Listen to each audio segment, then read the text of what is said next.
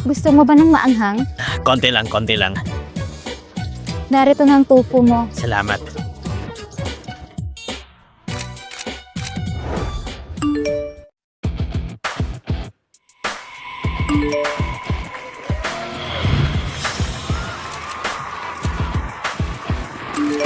Master, ikalawang master, ikatlong master. Nahanap na po namin si Miss. Tigil ang lahat ng trabaho. Pupuntahan ko ang aking kapatid.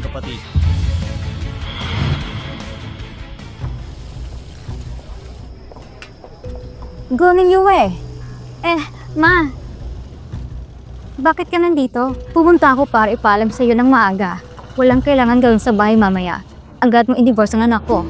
Ano? Divorce? Si Zichen ngayon ay boss ng isang listed na kumpanya na may halaga na higit sa 100 million. Malapit na siyang makipag-ugnayan sa Go Group, ang pinakamayamang grupo sa Beijing. Ang tayong karapat dapat para sa anak ko ay ang anak ng isang mayamang tao. Hindi tulad mo, nagbebenta lang ng tufo na magdadala lang ng kahiyan sa aming pamilya. Ma, ang business planization ay ako ang nagpagod na magtayo ng isang stall gabi at araw. Ngayon na siya nakamit na ang tagumpay. Tingnan mo ako ngayon.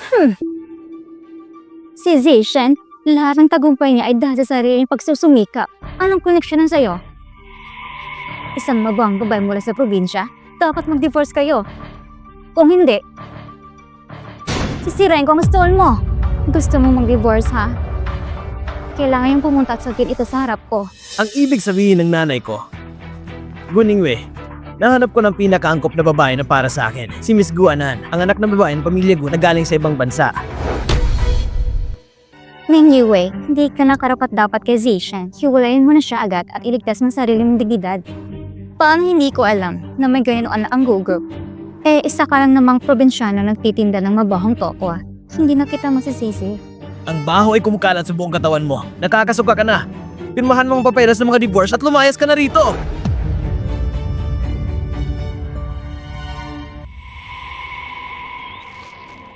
Ngayon, nilalait mo ako dahil sa pagiging madulas at mabaho?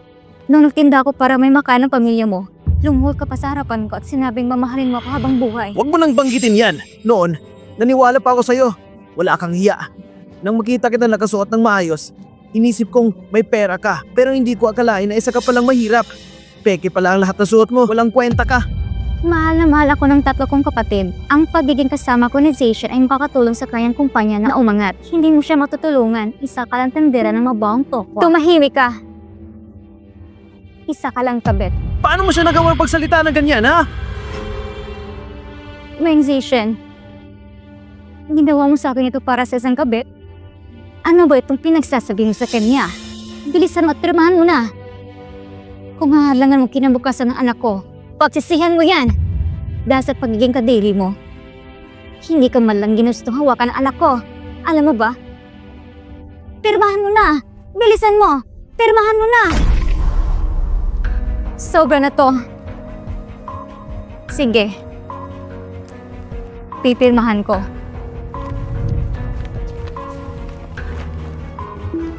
Zichen, huwag mong pagsisihan to.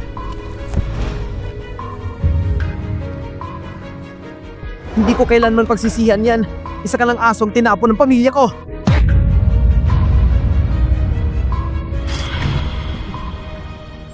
Tayo na.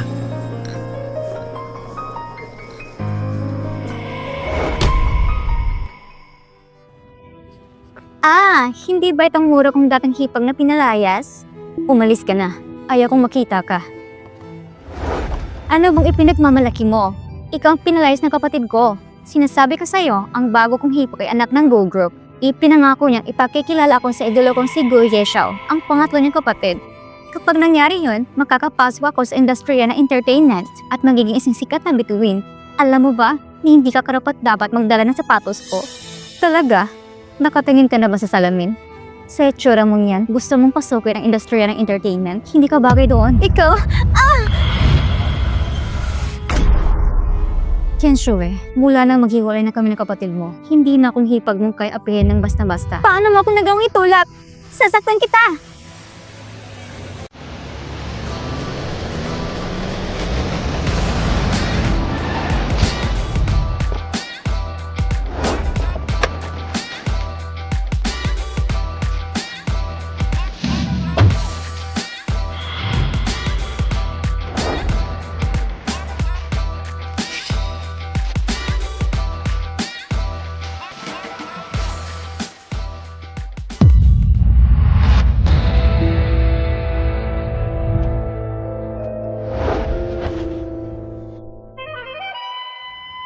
Yoyoy, ayos ka lang ba? Kuya. Bunso. Kuya. Ikatlong kuya, bakit kayo napadala ngayon? Neng Yue, nakahanap ka pa ng tatlong lalaking tutulong sa'yo? Niloko mo ba kapatid ko? Hoy. Hayaan mo na siya. Pabayaan mo na. Umayos ka! Kayo, maghintay lang kayo. Isusubok mo kayo sa kapatid ko.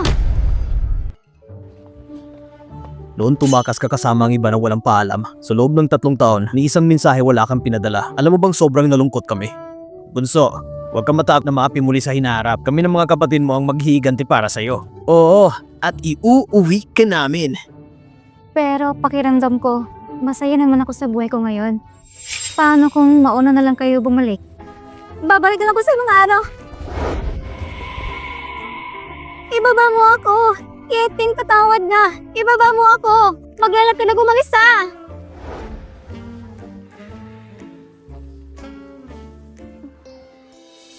Ang sarap, mas marami pa. Sige, eto pa. Napaka-komportable pa rin sa bahay. Aunt Lou, balik na ang miss. Maganda ng masarap na pagkain. Opo, Ginoo.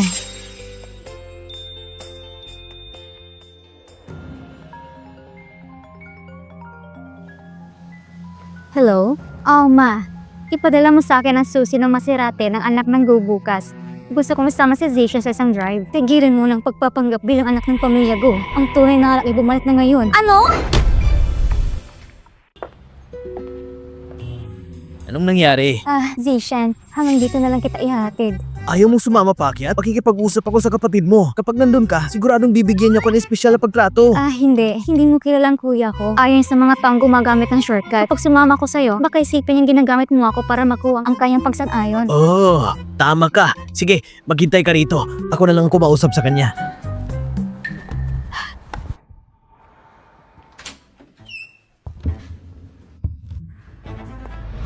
Mr. Gu, bakit ikaw? Narito ako sa ngalan ng Go Group upang ipalam sa iyo na hindi pasado sa pamantayan ng iyong mga produkto. Kaya balat namin kansilya ng pulo. Bakit ka nandito? Isang nagtitinda lang ng tofu.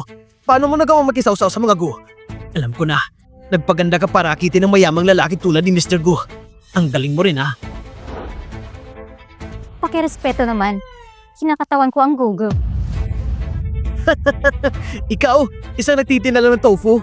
Ang lakas ng loob mong sabihin kinakatawan mo ang Go Group. Kung ikaw ang kinakatawan ng Go Group, edi ako si Gu Yiteng, ang presidente. Ning Yue, gusto kong malaman mo kung anong ginagawa mo. Sige na, sabihin mo kung sinong lalaki sa Go Group ang nilalandi mo. Mas mabuti na yun kaysa sa'yo. Ikaw, iumaman lang dahil sa isang babae. Anong ginagawa mo? Anong ginagawa mo? Hindi ka maaaring manakit ng kahit sino. Nasa Go Group ka. Hindi namin tinatolerate ang ganyang pag-aasta. Mr. Gu, hindi ba't pag-uusapan natin ang proposal? Bakit biglang nagbago ang isip mo? Hindi ba't malinaw ang piniliwanag ni Ning Yue? Ang mga produkto ng pamilyang Meng, ang ganitong klase ng produkto ay hindi karapat-dapat. Sandali, Mr. Gu, Mr. Gu, Mr. Gu.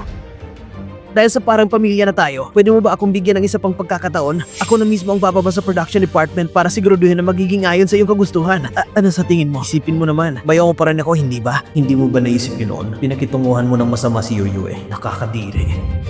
Pamilya? Assistant Jin, tapon ng taong to palabas. Huwag nang hiya makipag-ugnayan pa siya sa Go Group. Mr. Go! Mr. Go! Bilisan niyo at itapon siya palabas. Yoyo eh! Siguradong ikaw may pagkalan nito! Hoy! Bitawan niyo ako! Mga walang hiya kayo! Alam niyo ba kung sino ako? Ako ang sindahan ng miss niyo! Mga walang puso kayo! Zishan, ayos ka lang ba? Tumigil ka sa pagsasalita! Siningiwe ang babaeng yon. Hindi ko alam paano siya nakasambot kay Gu Yiteng. Sabi niya may depekto ng produkto ko. Ayaw niya na makipag-cooperate sa akin. Ano? Siningiwe? Hindi ba kakahulan niyo lang? Paano siya naging konektada sa kapatid ko? Ang walang hiya yun, siguradong naisip niyang hindi na siya makakuha ng pera mula sa akin. Kaya tumakbo siya kay Gu Yiteng. Pwede mo ba siyang kausapin? Para bigyan ako ng isa pang pagkakataon? Ano? Paano? Hindi ba't ikaw na nag-iisang kapatid na babae ni Gu Yiteng? Kung hindi mo ako tutulungan, wala nang ibang makakatulong sa akin. Sige, tutulungan kita. Tiyak na tutulungan ako ng kapatid ko. Mahal na mahal niya ako. Halika na, punta natin siya.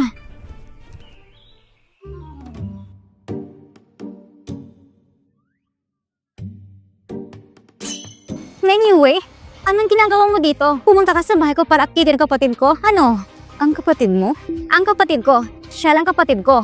Talagang tuso ka ngayong umaga. Hindi pa tayo tapos.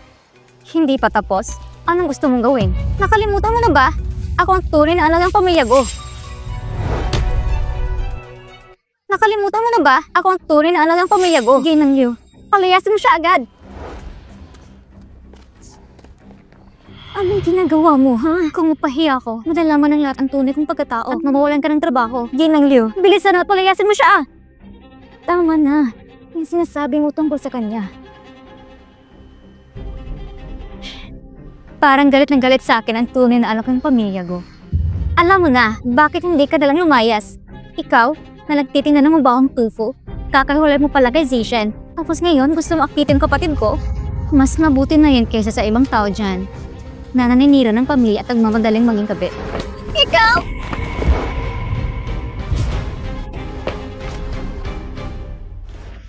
Pinapayon kitang huwag masyadong mayabang. Lalabanan kita! Tama na ang kaguluhan! Lalabanan kita! Tama na ang kaguluhan yan!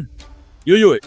Master Gu, parang galit ng galit sa akin ang tunay mong kapatid.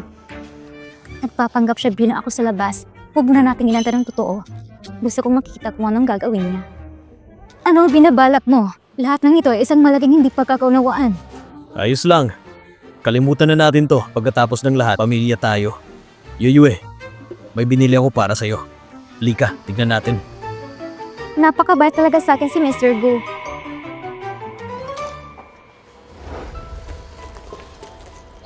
Tingnan mo si Kuya Yiteng. Hinagin ako ng masamang tingin. 2 taon na ako nakatira sa bahay ng pamilya ko. Si Nini Wei, ang malanding babaeng yun. Napakatuso niya, kaya niya nalito si Yiteng. Pero balang araw, malalaman din ang tuloy na yung pagkatao. Makinig ka sa akin. Isang payo para sa ating mga hindi sinilang na may gintong kutsara. Huwag mong udyukin si Miss Nini Wei. Ikaw ang mababang estado.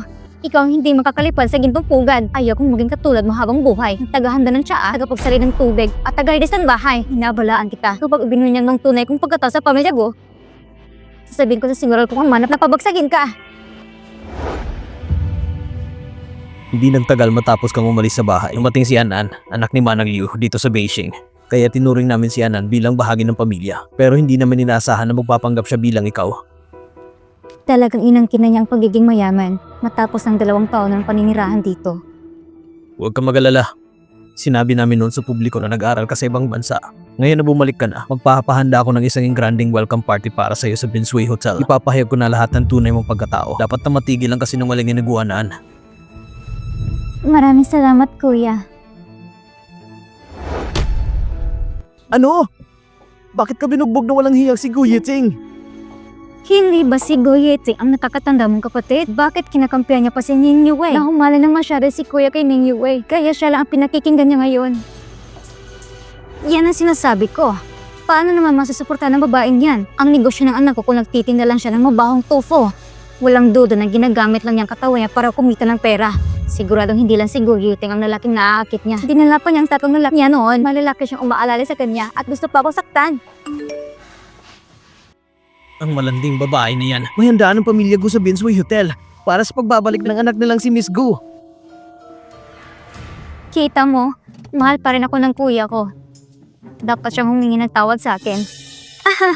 Isinasama ko ng pinsan ko doon ngayon. Guan An, gusto ko lang ipaalam sa'yo na darating na ng pangatong kapatid mo si Gu Yuxiao. Kaya naman, magkikilala ko ng idolo ko. Oo, pupunta rin kami ni Zishen. Gusto kong samantalayan ang pagkakataong ito para ipahig sa lahat ang relasyon namin ni Zishen.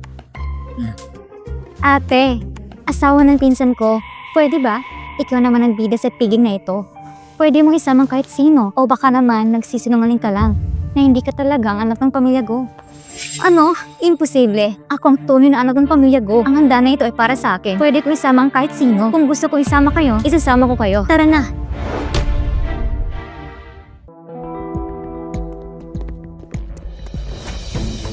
Ma, ayaw mo talagang tulungan ako, tama? Sinabihan na kita. Ako na lang ang tagapaglingkod. Kahit gusto kong tumulong, hindi kita matutulungan. Sige, nasa sayo na kung tutulungan mo ako hindi. Walang kwentang ina!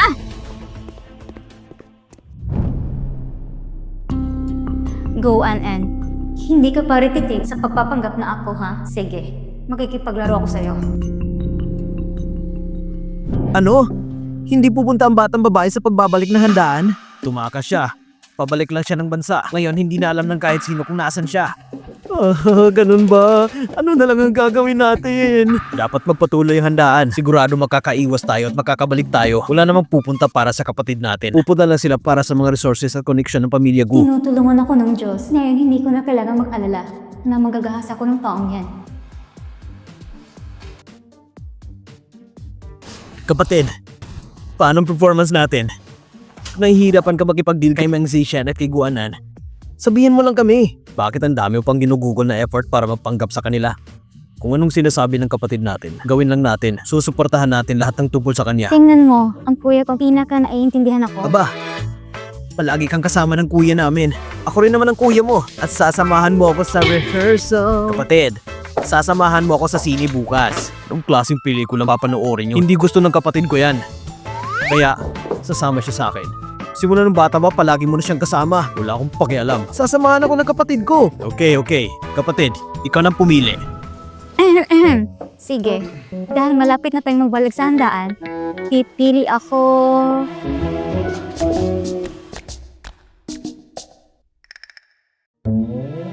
Matutulungan sa bahay.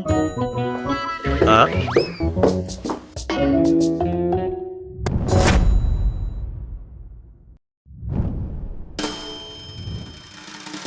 Wow! Diyos ko! Kapatid ko! Ang Densway Hotel ay ang pinakamalaki sa North City. Ang mga bisita na pumapasok at pumalabas sa isang 7-star na hotel, lating mayayaman. In-book ng pamilya Gu ang buong hotel para mag-host ng in-return banquet. Ang galing! Siyempre, ako ang tanging anak ng babae ng pamilya Gu. By the way, gusto kong ipaalala na huwag masyadong kabahan kapag pumasok ka. Kung nasa publiko ka, huwag mong laging banggitin ang aking identity. Kahit mahal ako ng pamilya ko, hindi nila gusto kong masyado akong nagpapakita. Ang pangunahing dahilan na nandito tayo ay para makilala ni Zishan ang mas maraming boss at matulungan ng kumpanya ni Zishan ang umangat. Oo. Alam namin kung anong gagawin. Huwag kang magalala. Magiging maayos ang lahat. Ang saya ng ambience, lahat ay nandito.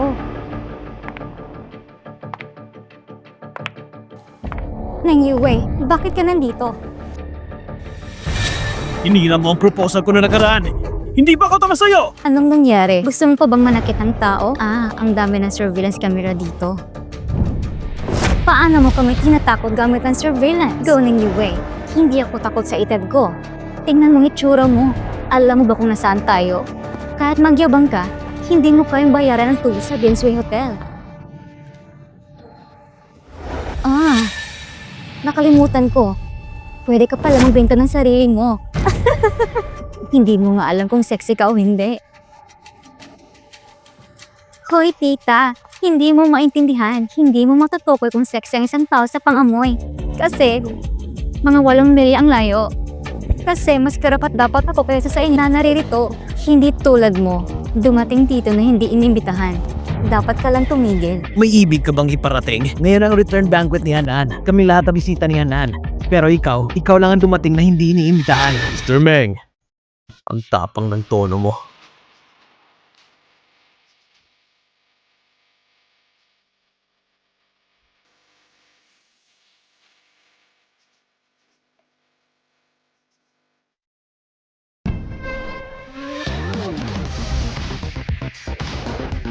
Mr. Meng, ang lakas ng tono mo. Mr. Gu, naaalala mo ako.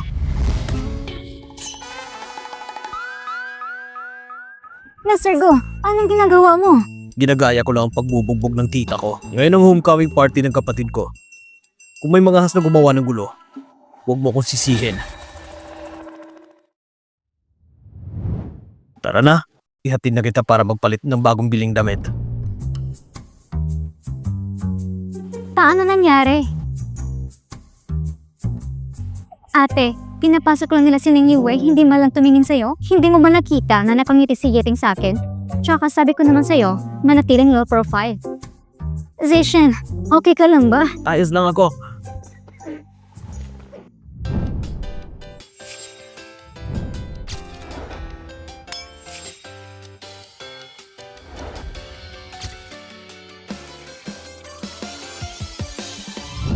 Wow, Salamat sa pagpunta ninyo para sa piging ng aking kapatid na babae. Ang nakababata kong kapatid ay gusto manatili ng mababang profile. Ngayong gabi, maaaring magsaya at uminom dito sa Bensway Hotel. Ang lahat ng gastusin ay ako ang magbabayad.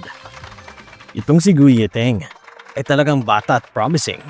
Kahit siya ay ampon lamang sa pamilyang Gu, ang matandang ginoo ng pamilyang Gu ay palaging itinuturing siya bilang kanyang kahalili at sinanay siya. Ngunit,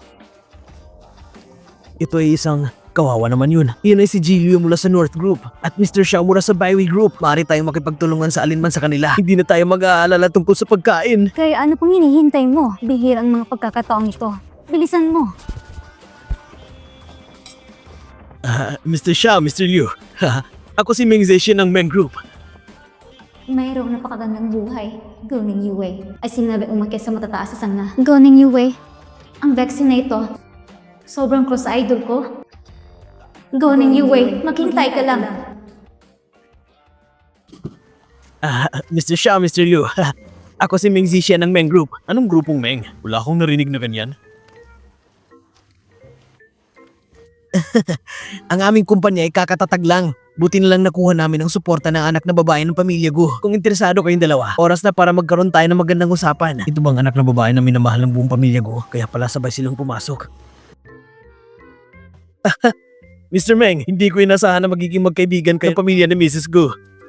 Ikinagagalak kita makilala. Hindi ka taka-taka, Mr. Meng. Malakas ka talaga sa mga Gu. Kung may pagkakataon, sabay tayo magtsaa. Ang saya nito, dapat ito ang imbitasyon ko. Okay. Yoy, may iba pa tayong gagawin. Maaari kang maglaro na mag-isa ng ilang sandali. Tara na.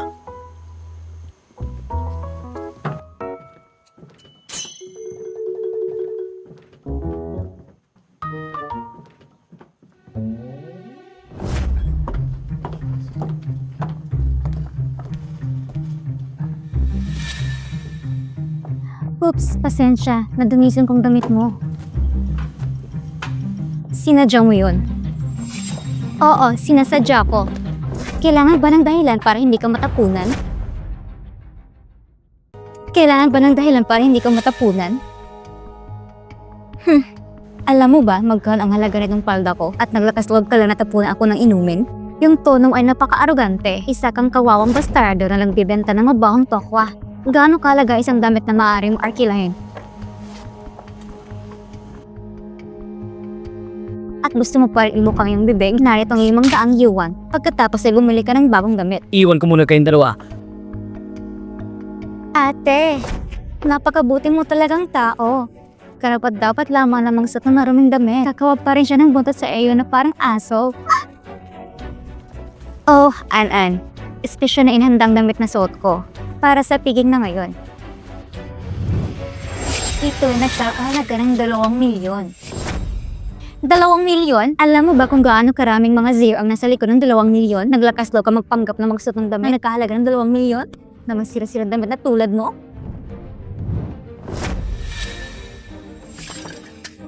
Hindi mo maaaring saktan si Anan. At walang hiya sa pagsabi mo halaga sa 2 milyong dolyar? Baliw ka sa pera? Ikaw, may gusto pa rin gawin? Ang aming pamilya, hindi pa nakakita ng kahit anong brand name na damit. Hindi ko pa nakita isang punit na palda. Hubarin mo ito at gamitin bilang basahan para sa akin. Malas na babae. Hindi nila kaya maging mayaman kahit magsuot sila na isang Amerikana.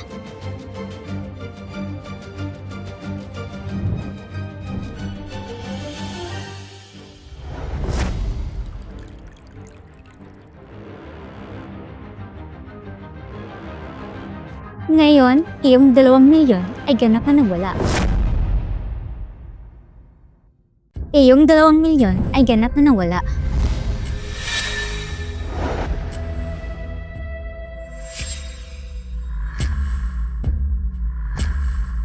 At ito'y naging masigla pagkatapos naming umalis.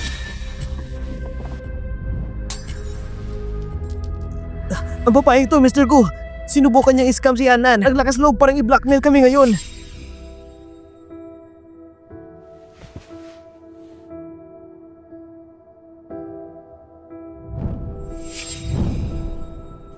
Sige. Palabasin niyo sila. At parasin sila sa hotel! Hoy, Mr. Gu, nagkakamali ka ba? Oo, Mr. Gu. Ang may pananagutan sa gulo, ang babae si Ning Yue. Kasama kami ni An-An. Ate, sabihin ka, Mr. at barrier siya kung ano nangyari. Lumabas siya at kuya ang tawag mo sa kanya. Sino ang kapatid mo na lalaki? Tama. Nagkamali ako. Silang tatlong ilabas nyo! Mr. Gu! Mr. Gu, wag! Mr. Gu! Binigo ni Zishan si Mr. Gu. Sino makakipagtulungan sa kanya kung nabigo niya si Mr. Gu?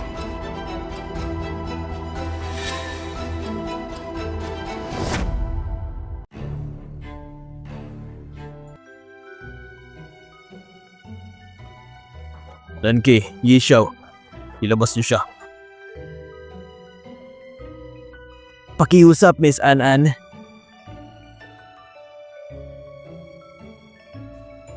Halika, pasok tayo.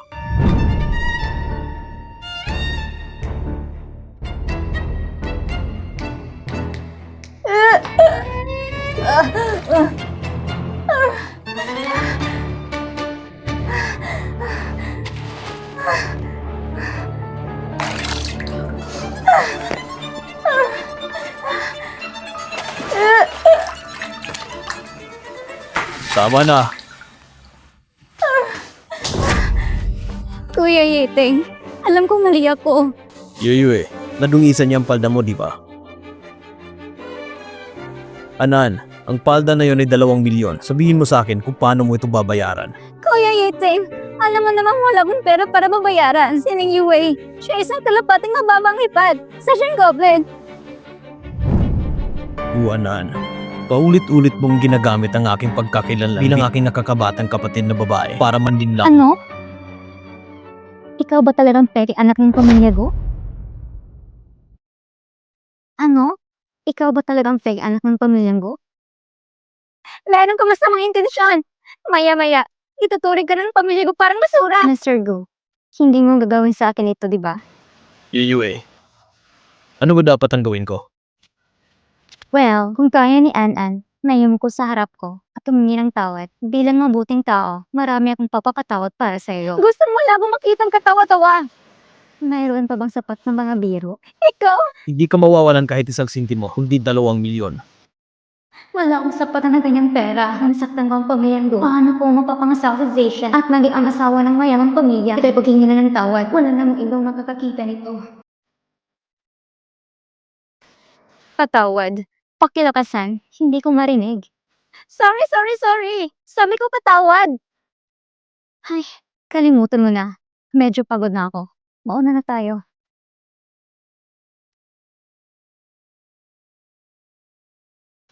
Anan, kung nararamdaman mong mali ka, maaari mong hilingin sa akin na tulungan ka sa demanda.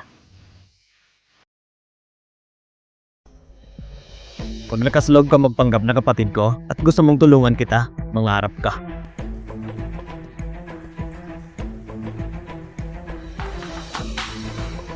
Going your way. Hintayin mo lang ako. Babalikan kita. Ako'y maghihigante. Napakabuli nito.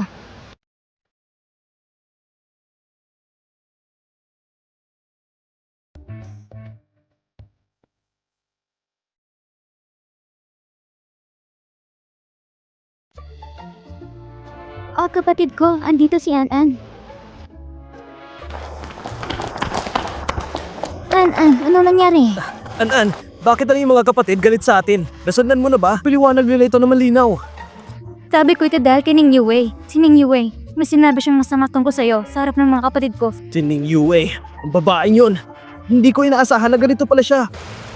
Ah, may magandang ideya ko. Ang mabuting paraan ay para makita ni Goyeti ang totoong mukha ni Ning Yue. Kapatid, hintayin mo ako.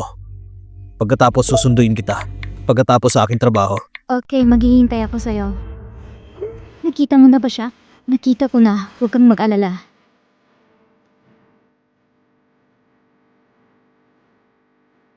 Miss Go, iyong inumin. Okay, salamat.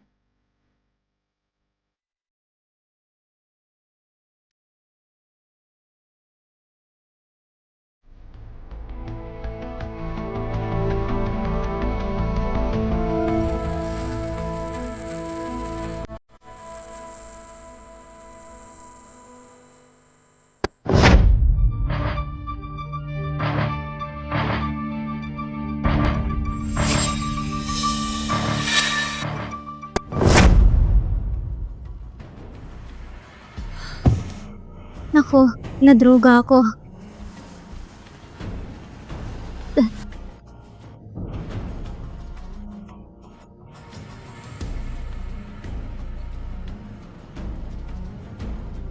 Kuya, nadroga ako. Halika at iligtas mo ako. Hoy, tingnan mo. Umakyat tayo. Kukunin natin siya ng video na nasa kama kasama ibang lalaki. Hindi ako naniniwala ng aking kuyang manloloko pa rin siya sa kagandahan niya.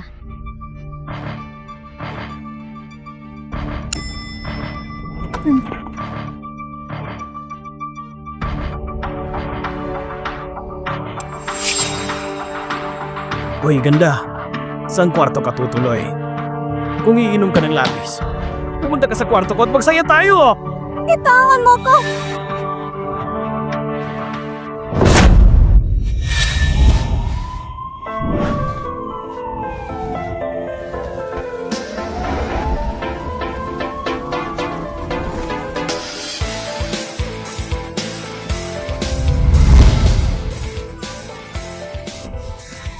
Siyang naglakas loob na hawakan ng lolo mo.